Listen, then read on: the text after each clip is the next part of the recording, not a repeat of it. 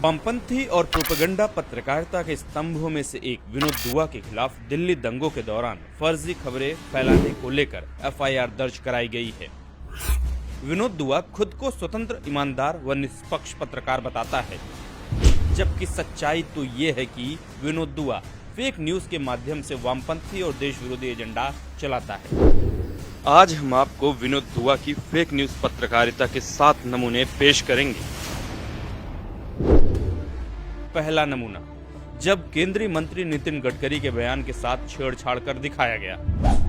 गडकरी के इंफ्रास्ट्रक्चर के अटके प्रोजेक्ट्स और एनपीए के लिए यूपीए सरकार को दोषी ठहराया था, लेकिन दुआ ने इसे यह कहते हुए दिखाया कि गडकरी उमा भारती और मौजूदा सरकार को इन हालातों का दोषी बता रहे हैं। जब उनको मंत्री बनाया गया ऐसे एक विभाग का, ऐसे मंत्रालय का जो पहले उमा भारती के पास भी था, तो बहुत सारे प्रोजेक्ट्स ऐसे थे जो बंद पड़े हुए थे, 400 से ज्यादा, और बहुत सारे ऐसे लोन थे जो एनपीए बनने वाले थे, और वो मानते हैं कि इसमें सरकार का दोष भी था। एक बात सच है जो मैं स्वीकार करता हूं कि 75% इस प्रोजेक्ट बंद होने का कारण सरकार था।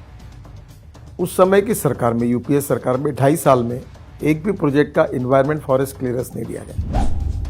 इतना ही नहीं, दलाली में लीन विनोद दुआ ने यहाँ तक कह दिया कि अगला चुनाव मोदी के नाम पर नहीं जीता जा सकता, क्योंकि पार्टी में ही विरोध के सुर उठ रहे हैं। अगर अगले चुनाव जीतने हैं तो वो प्रधान सेवक नरेंद्र मोदी की शक्ल दिखाकर उनकी रैलियों के आधार पर नहीं जीते जा सकते। दूसरा नमूना, जब कश्मीर पर ट्रंप के बयान को लेकर झूठ फैलाया।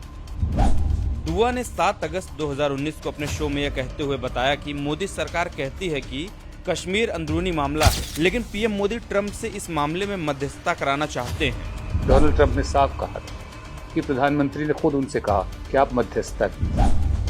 जबकि 23 जुलाई 2019 को ही विदेश मंत्री ने यह स्पष्ट कर दिया था कि पीएम द्वारा डोनाल्ड ट्रंप से कश्मीर मुद्दे पर मध्यस्थता की ऐसी कोई भी सिफारिश नहीं की गई थी। I would like to categorically assure the House that no such request has been made by the Prime Minister to the US.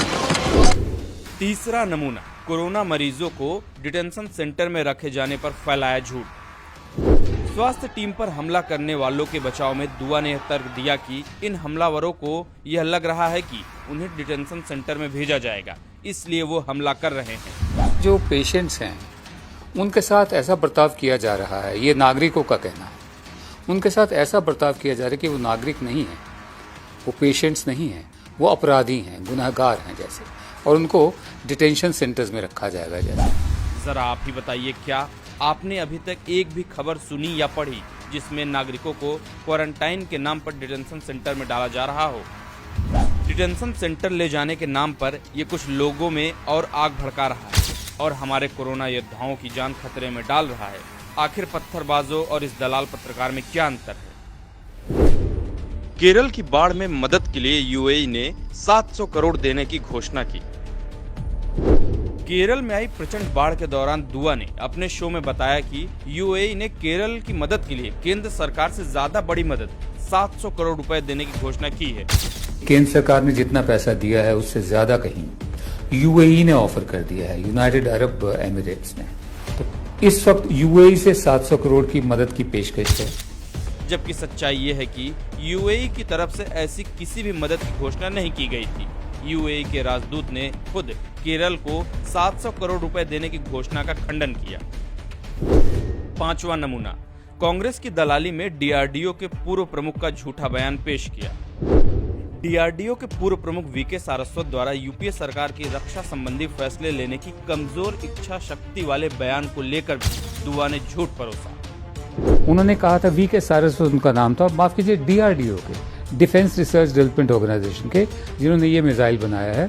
तब उनका ये कहना था कि सन 2012 में ही हमारे पास एक क्षमता आ गई थी, बिल्डिंग ब्लॉक्स इतने थे, हमारे पास आ गए थे। इतनी क्षमता थी, इतनी इच्छा शक्ति थी, पॉलिटिकल विल थी कि पूरा का पूरा डिजाइन करने का आदेश दिया गया सरकार की तरफ से। 2012 की बात है ये। बॉसेस थे, मिनिस्टर्स थे, नेशनल सिक्योरिटी एडवाइजर थे, सबको प्रेजेंटेशन दिए थे कि हम ये कर सकते हैं, हमें इसमें आगे बढ़ने के लिए अनुमति दी जाए। पर कारण हमें नहीं मालूम। हमने जहां जहां भी इस बारे में बातचीत की, हमें इसका कोई पॉजिटिव रिस्पांस नहीं मिला, इसलिए ये कार्य उस समय आगे नहीं बढ़ाया जा सका। छठा नमूना, नोटबंदी के दौरान एनआरआई के पैसे वापस आ गए तो 100% से ज्यादा पैसा आ जाएगा। प्रधानमंत्री मोदी के नोटबंदी फैसले के खिलाफ देश की जनता को बरगलाने के लिए दुआ ने एनआरआई के पैसों को लेकर झूठ परोसा और कहा कि अगर उनके पैसे वापस आ गए तो 100% के ऊपर पैसा वापस आ जाएगा, जबकि पहले जितने नोट आरबीआई छापे होंगे उतने ही तो वापस आएंगे। तो ये 100% कैसे पार कर जाएगा? बहुत सारे एनआरआईज के पास, लोगों के पास अभी पुरानी करेंसी बच गई जो नहीं जमा करा पाए बैंकों में, उसका हिसाब होना है। हो सकता है अगर ये सारे पैसे वापस आ जाएं तो 100 से ज्यादा % पैसा वापस आ चुका हो। दूसरी बात, एनआरआई विदेशों में भारतीय रुपए नहीं चलाते, बल्कि जिस देश में रह रहे होते हैं उस देश की मुद्रा का प्रयोग करते हैं। सातवां नमूना, 21.9% गरीबी रेखा के नीचे हैं, लेकिन दुआ ने कहा कि 30% मान लीजिए।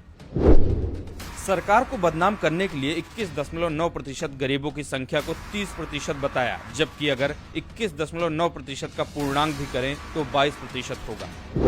अब हमारे यहाँ 21.9% लोग ऐसे हैं, माने 30 मान लीजिए, जो गरीबी की रेखा से नीचे। पत्रकार की शक्ल में विनोद दुआ जैसे भेड़ियों का सिर्फ एकमात्र एजेंडा है कि कैसे देश और देश के सरकार को राष्ट्रीय व अंतर्राष्ट्रीय स्तर पर बदनाम किया जाए, और अपने इस एजेंडे की पूर्ति के लिए ये फर्जी खबरें तक फैलाने को तैयार रहता है। विडंबना की बात तो यह है कि इसके सहयोगी वामपंथी भेड़िए और चमचे इसे एक बुद्धिजीवी पत्रकार मानते हैं। आज जब इस फर्जी खबरें फैलाने को लेकर एफआईआर दर्ज कराई गई तो इसके चमचे गला फाड़ फाड़कर चिल्ला रहे हैं कि ये लोकतंत्र के चौथे स्तंभ पर हमला है। जरा आप ही बताइए, क्या दिन रात फर्जी खबरें और नफरत फैलाने वाला यह पत्रकार लोकतंत्र का स्तंभ हो सकता है?